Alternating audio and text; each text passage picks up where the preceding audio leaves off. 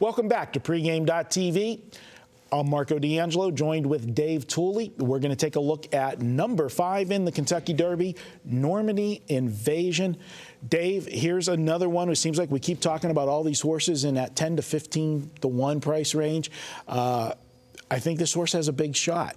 This is a horse that raced second to Verrazano in the Wood Memorial. Now, again, when we talked about Verrazano, a lot of people said that wasn't that strong of a field in the Wood Memorial, and Verrazano looked like he was starting to run out of air there and was gasping and looking for the finish line, whether or not he can get the distance. But Normandy Invasion, I thought that was a great race, setting him up coming into this one. And I look back at the Risen Star, the one before that, and if you went back and watched the tape on that one, this horse had a horrible race trip and still was flying, got 5th at the end. I think clean trip, little, a break here or there, he could have been a big factor in the Risen Star.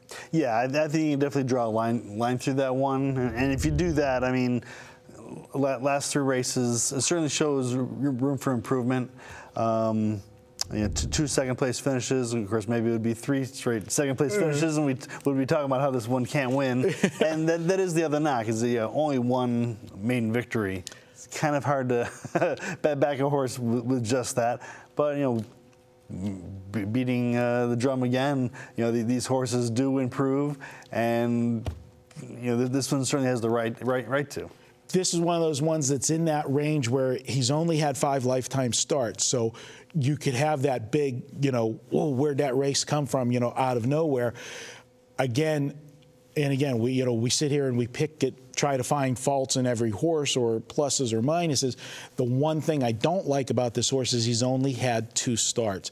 I wish he would have had a 3rd prep race. I would feel a lot better with this horse if he had the 3rd prep race.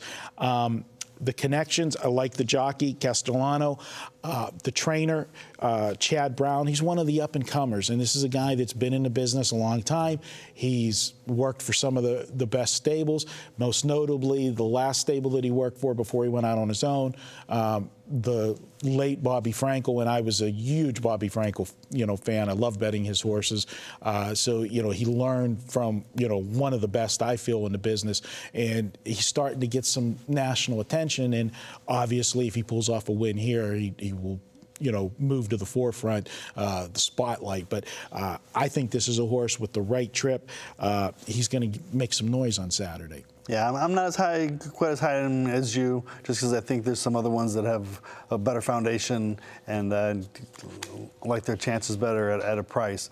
But make it a habit not to try and talk people out of horses if they really like them, because this is the day to make money. This is definitely the day to make money. The one last point that I do like about Normandy Invasion, I'm big on workouts, leading up into the race. And this guy, April 27th, he went 5 furlongs, 59 flat.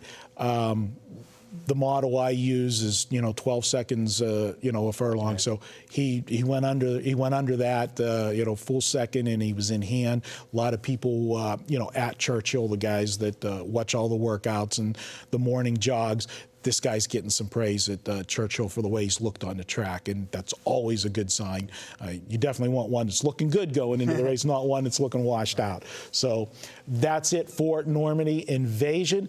Now, we've broke all these horses down. We've talked about them individually. We're going to come back next. We're going to put all of the long shots in one video, tell you who we think has the best chance of emerging as the winner at a price on Saturday in the Kentucky Derby. Our Kentucky Derby long shot video's up next.